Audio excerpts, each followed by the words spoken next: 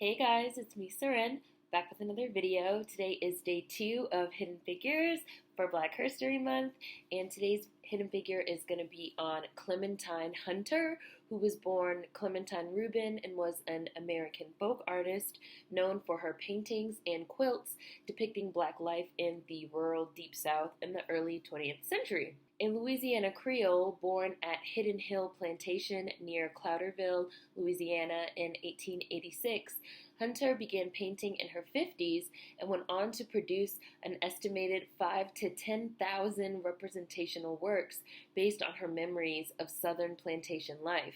One of 7 children born to Mary Antoinette Adams and Janvier Rubin, who worked as sharecroppers and field hands, Clementine attended school for only a brief time, never learning to read, as she preferred field work over what she called book learning.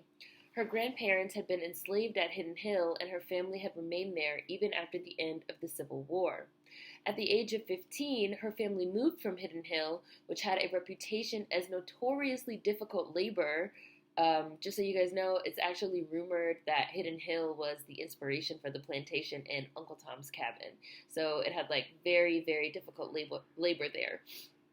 They moved from Hidden Hill to the Yucca Plantation, which was later renamed Melrose. While at Melrose Plantation, Clementine met Charles Dupree, a mechanic with whom she would have 2 children before his death in 1914. In 1924, she met Emmanuel Hunter, a woodchopper who she would marry and have 5 more children with, changing her name to Clementine Hunter.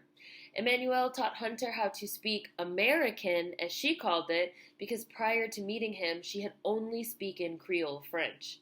Hunter worked as a field hand picking cotton and harvesting pecans at Melrose Plantation well into the 1920s and was known to have picked 78 pounds of cotton on the day she gave birth to one of her children. After the death of John Hampton, the owner of Melrose Plantation, his widow, Carmelite Cammie Henry, sought out to turn Melrose into an artist's colony.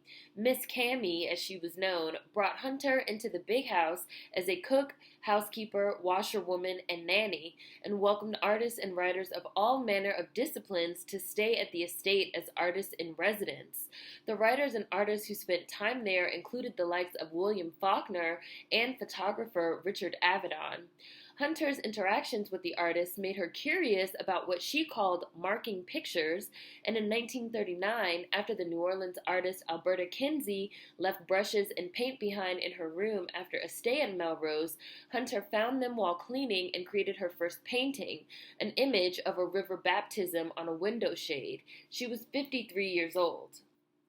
That same year, Hunter became close friends with the French writer François Mignon, who was living at Melrose and encouraged her to paint.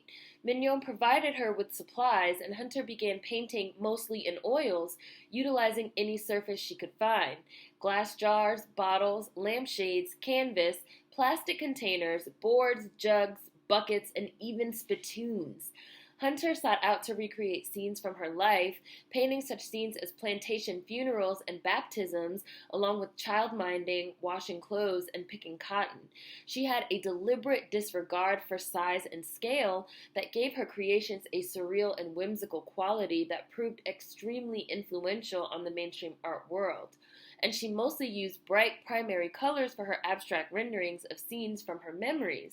Hunter also worked in fabric arts, creating several quilts depicting plantation life, nature, and religious iconography. And I learned while doing this research that this is called narrative textiles. New phrase that I learned. François Mignon promoted her art heavily and got her paintings displayed in a local drugstore where they sold for $1.